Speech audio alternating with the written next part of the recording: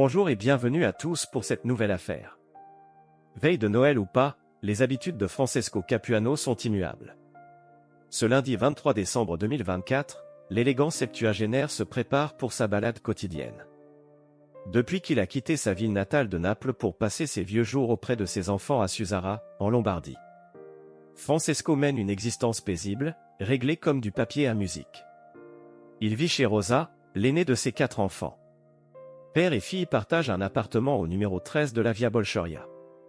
Leur immeuble se situe au cœur d'une petite résidence, composée de plusieurs bâtiments entourés de pelouses, de bosquets fleuris et d'arbustes soigneusement entretenus.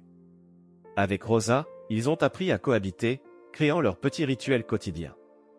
Chaque matin, après le petit déjeuner, ils partent en balade en voiture et s'arrêtent en chemin pour faire quelques courses. Ce lundi matin n'échappe pas à la règle. Il est un peu plus de 9 heures lorsque Francesco, agrippé au bras de sa fille, franchit la porte de leur appartement. Au-dessus de l'encadrement, Rosa a accroché une petite guirlande surmontée d'un gros nœud de velours rouge vif. Demain soir, pour le réveillon, la famille doit se réunir chez l'un des frères de Rosa, qui habite lui aussi à Suzzara.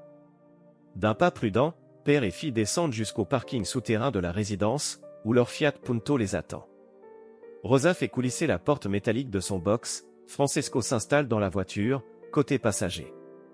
Sa fille s'apprête à le rejoindre, lorsqu'elle s'aperçoit qu'elle a oublié son paquet de cigarettes à la maison. Cette fumeuse invétérée décide de remonter les chercher et demande à son père de l'attendre dans la voiture.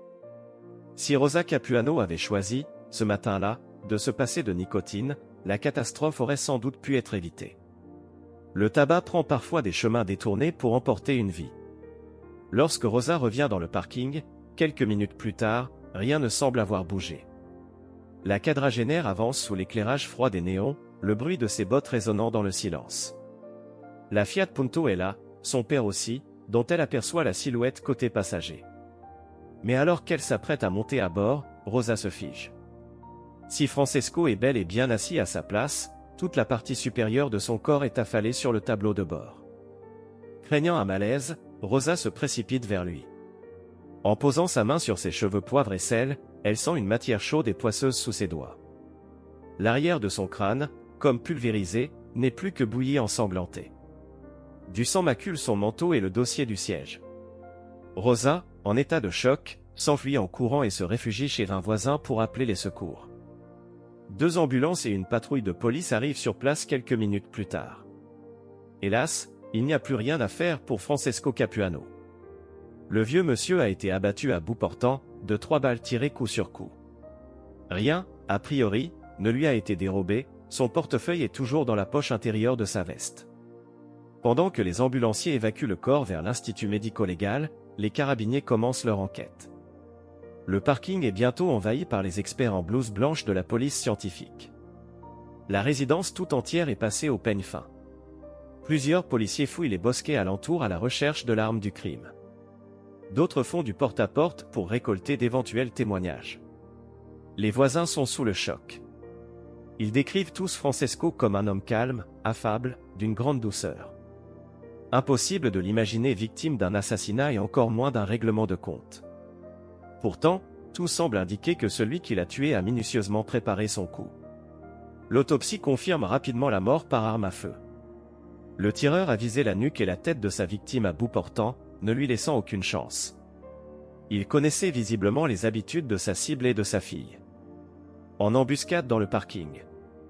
Il a profité des quelques minutes durant lesquelles Rosa s'est absentée pour passer à l'action avec un pistolet équipé d'un silencieux. Dans la résidence, personne n'a rien vu, rien entendu. Comme si ce meurtre avait été perpétré par un fantôme. Les carabiniers creusent alors dans le passé de la victime, à la recherche d'un mobile éventuel. Mais là encore, ils font chou blanc. Francesco Capuano n'avait pas de casier judiciaire, pas de dette, encore moins de maîtresse. Après avoir travaillé comme concierge dans une école primaire, il avait obtenu un poste de gardien au stade mythique de San Paolo, là où Diego Maradona a fièrement honoré le maillot napolitain dans les années 80.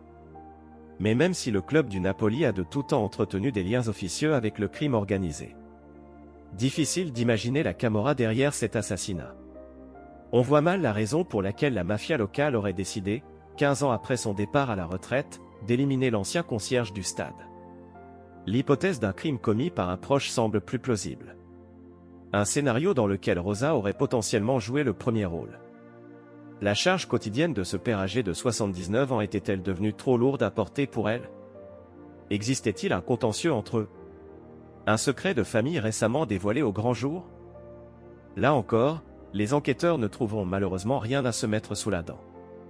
Longuement interrogée, Rosa est finalement laissée libre. Rien ne laisse penser, à ce stade, qu'elle puisse être impliquée dans la mort de son papa. Idem pour son frère, qui se trouvait sur son lieu de travail au moment des faits. À force de conjectures, certains médias italiens se lançaient désormais dans des hypothèses flirtant avec le paranormal. Car Francesco Capuano n'est pas le premier homme à perdre mystérieusement la vie dans ce parking souterrain.